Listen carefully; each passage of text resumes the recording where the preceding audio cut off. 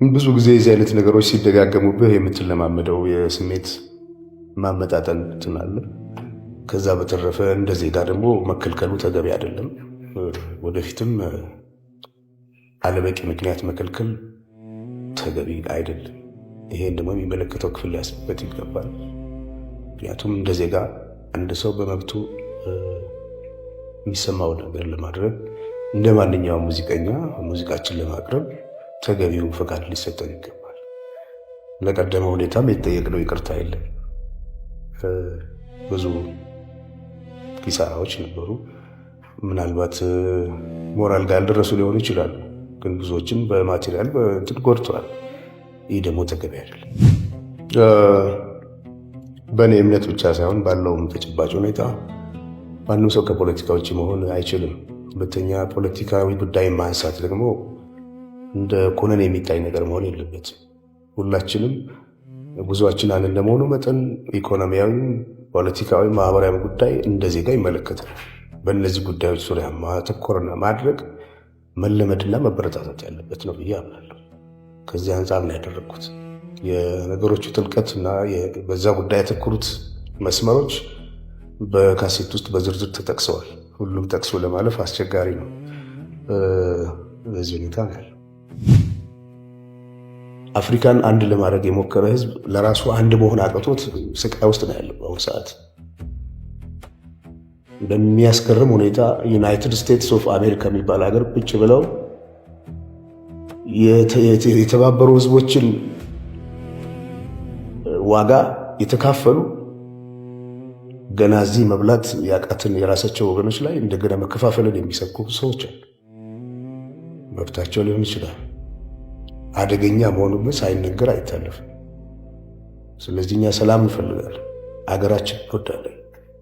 ኢትዮጵያዊነት ቀለሙ እንዲዘባረቅ ተደርጎ እንደቀረበው አይደለም፣ ረቂቅ ነው፣ የሚጠቅም ነው። ለእኛ አይደለም ለሌሎችም የሚጠቅም ነው።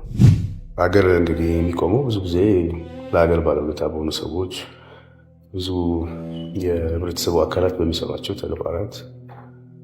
እንደሚታወቀው እንግዲህ ኢትዮጵያዊነት በነፃነት የመኖር ምልክት ነው። ለብዙዎችም በነፃነት ውስጥ ላልነበሩ ሰዎች ጥሩ ምሳሌ የሆነ ድል ለማግኘት ሚኒሊክን የመሰለ ጥሩ መሪ ያስፈልጋል።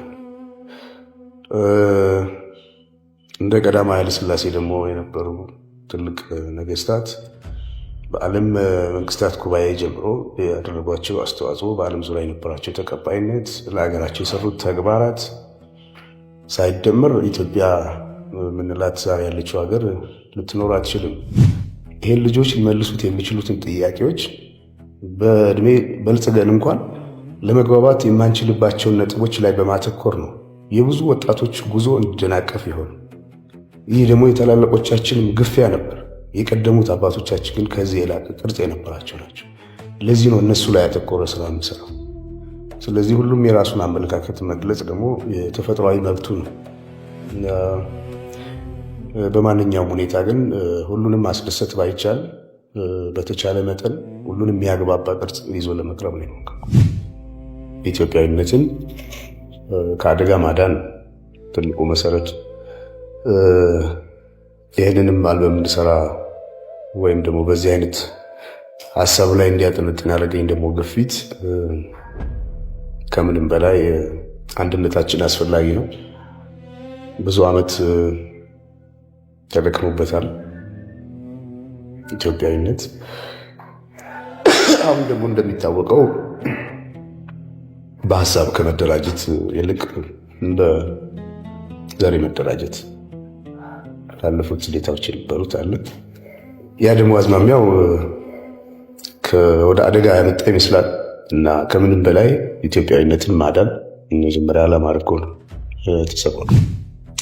ብዙ ጊዜ የምትሰራው ነገር ላይ መደሰት ነው ትልቁ ነጥብና ከዛ ደግሞ የሚመጣ ውጤት የተሳካ ሲሆን ያስደስታል። ነገር ግን ይህን ያህል ሁኔታ ይሆናል ብዬ በእርግጥ አላሰብኩም። ሀገር እንግዲህ የሚቆመው ብዙ ጊዜ ለሀገር ባለውለታ በሆኑ ሰዎች፣ ብዙ የህብረተሰቡ አካላት በሚሰሯቸው ተግባራት። እንደሚታወቀው እንግዲህ ኢትዮጵያዊነት በነፃነት የመኖር ምልክት ነው።